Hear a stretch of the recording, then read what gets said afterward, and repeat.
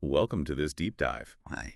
I've always been kind of fascinated by this link between mindfulness and creativity, and the source material you shared on Zen, especially Loori's book, what is it, The Zen of Yeah. Creativity, that it seems to dive right into the heart of it. Yeah, it seems like we're on a similar wavelengths here. The way Lori brings together this mindful awareness and artistic expression, it's really something. He starts by talking about this powerful concept of whole body and mind seeing, which he kind of traces back to the Zen master Dogen. That phrase, though, whole body and mind seeing, it's like he's inviting us to, experience the world in a totally new way. What does that even mean, though? It sounds a bit like, walking around in a constant state of awe. Well, Lori, he describes it as like a total immersion, a merging of the person observing and the thing being observed. Like, imagine for a second needing to swerve to avoid a car. In that split second, there's no you and car. It's just pure awareness, right? And that's the essence of what he's getting at.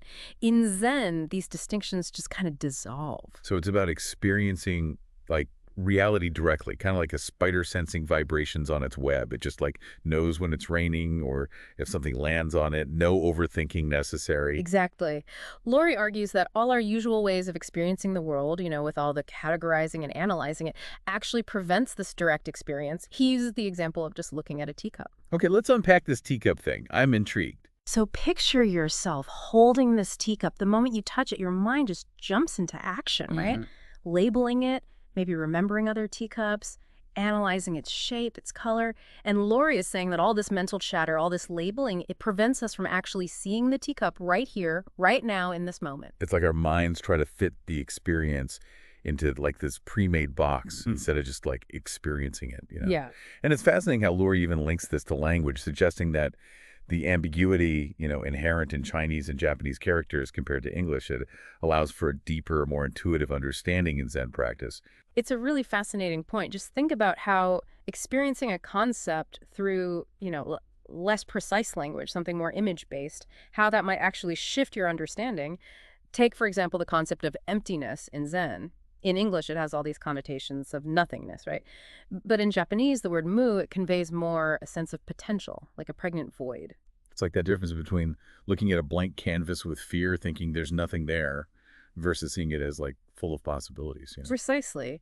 And this concept of whole body and mind seeing, it's not limited to just visual art, obviously. Laurie, he quotes T.S. Eliot, who wrote, "Music heard so deeply that it is not heard at all, but you are the music." So it's about that complete immersion in the experience, no matter the art form. But how do we cultivate this whole body and mind seeing in our own lives?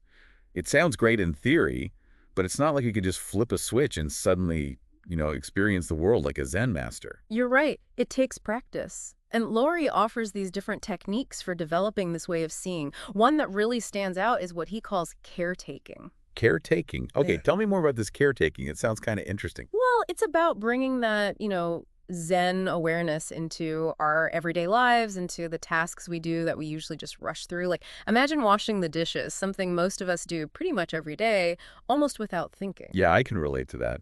Lori wants us to approach even washing the dishes, or any mundane task really, with our full attention. Like, feel the warmth of the water, how slippery the soup is, the smooth surface of each plate as you wash it. So it's about transforming these everyday chores into opportunities for mindfulness, for this whole body and mind seeing. Exactly. He even shares the story about a Zen master who, when asked for a teaching, just painted the same character twice.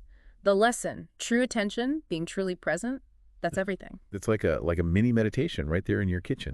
And it reminds me of, something else Lori was talking about, how even something like a breathtaking sunset can just become like a cliche if we're not really present for it. It's true. I mean, we've all seen tons of sunset photos, right? But only a few, they really capture what it's like. And Lori would say that's because the artist wasn't, just snapping a picture. They were really there in that moment, experiencing it with all their senses, the colors, the light, the breeze. They were embodying this whole body and mind seeing thing without even realizing it. But it makes you wonder how much we miss out on because we're stuck in our heads, not really paying attention. Yeah, it's a good question, right? And it leads to, I think, a crucial part of developing this way of seeing. embracing what's called a beginner's mind. Beginner's mind. Huh. I've always liked that idea, but it's kind of hard to grasp. Like, what does it actually mean to, go through life like a beginner? It's about having that curiosity, that openness, like when you encounter something for the very first time. Think of a little kid seeing a rainbow. They're not busy analyzing it, right? They're just completely awestruck by how beautiful it is, how magical. That sense of wonder, that's what it means to have a beginner's mind. Oh, I love that. It's so true. It reminds me of this time I traveled to a new country and I didn't speak the language at all. Everything felt so new, so exciting because I had to engage with it all in a different way. Exactly. It's like you're shedding all your old ideas and habits, those ways you usually see things.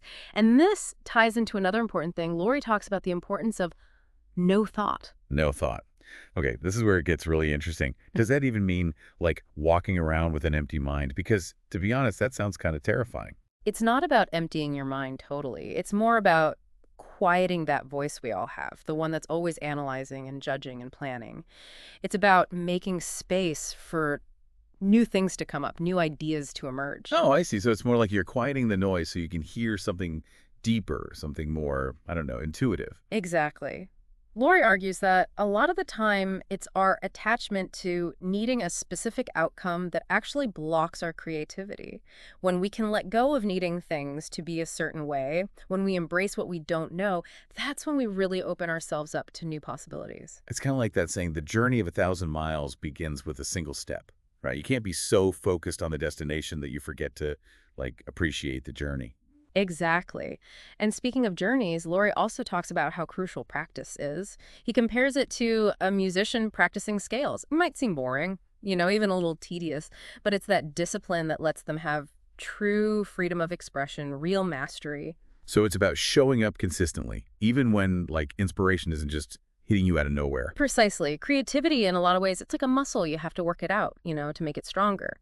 And it's through practice, through showing up and doing the work, even when it's tough, that we create the space for those moments of, true creative flow to happen. It's about trusting the process, even when you don't know what the end result is going to be. Absolutely. And that leads us to, I think, another key ingredient in Lori's recipe for cultivating creativity: playfulness. Playfulness. Okay, I like that. It does seem like, especially as adults, we forget how important it is to play. So how does Lori suggest we bring more playfulness into like our creative work? He wants us to come at it with a sense of lightness, of curiosity, of just trying things out. Think about when you were a kid. You'd spend hours building stuff with Legos, no plan, just the pure joy of creating. Oh, those were the days. Lori's point is we never really lose that capacity for joy, for wonder. It's about tapping back into it, that childlike playfulness, creating just for the fun of it, without all that self-judgment, without needing it to be perfect. It's about remembering that creativity isn't just about the end product, the masterpiece. It's about the process itself, the exploration, the joy of just making something new. Exactly. And often it's through that playful experimentation, that willingness to mess up and learn from it, that we stumble onto our most creative, most innovative ideas. It's like that saying, creativity is allowing yourself to make mistakes.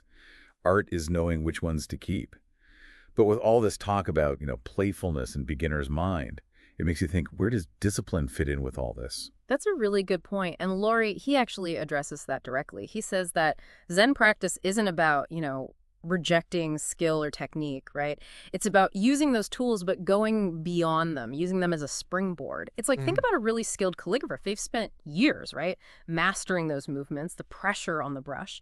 But it's when they can let go of that conscious control, let the ink kind of flow through them, that's when the real art happens. So it's not about getting rid of technique. It's more like transcending it or something, like using it as this foundation to tap into something, I don't know, more intuitive, more spontaneous. Exactly. And this brings us right back to Laurie's main point, this idea of seeing with fresh eyes. Like, he actually says that real creativity, it might not be about inventing something totally new, but more about seeing what's already there, but in a way we haven't before. He compares it to like polishing a mirror. The mirror's the same, right? But when it's clean, it reflects everything much more clearly. So it's like we have to get rid of all the dust on our own perception, all those biases and limiting beliefs so we can see the world clearly again. Precisely. And Laurie says that as we practice this way of seeing, as we become more mindful, more present, we start to see how everything is connected. We start to see the world through this lens of oneness, which is this like central idea in Zen Buddhism. And Laurie actually suggests that this sense of interconnectedness, that's a source of creative power. Absolutely. He says that true creativity, it doesn't come from ego or, thinking we're so important. It comes from understanding our place in this web of life. Yeah. It's about realizing we're all connected and that even in emptiness, and he talks about this too, even in emptiness, there's infinite potential. Yeah, he talks about emptiness and creativity, right? Yeah. Bring in that Buddhist idea of shunyata. That's right. He reminds us that emptiness, it's not about nothingness. It's about potential, about possibility. It's about understanding that nothing stays the same, that change is really the only constant. In that impermanence, in that emptiness, that's where we find creativity. I don't know, kind of scary, but also exciting, Hmm. to realize that nothing is fixed, that anything is possible. It definitely makes you question how you usually think. But Lori, he's like, embrace that uncertainty. See obstacles not as roadblocks, but as chances to grow, to transform. Because it's often when we're lost, when we have to step outside our comfort zones, that's when those creative breakthroughs happen. So it's like surrender to the creative process, trust that even if we don't know everything, even if we screw up, something meaningful will come out of it. Exactly. And that's a pretty powerful message to wrap things up. This deep dive into Lori's work, it's given us a lot to think about. Zen and creativity, they offer a really unique perspective, one that emphasizes being present, being mindful, and just appreciating the moment we're in. It's been amazing to see how these ideas, these practices, can help us tap into a more mindful, more joyful way of creating. Yeah. It seems like the biggest takeaway here is that real creativity might not be about like inventing something brand new, but about seeing what's already here with new eyes, with a sense of awareness.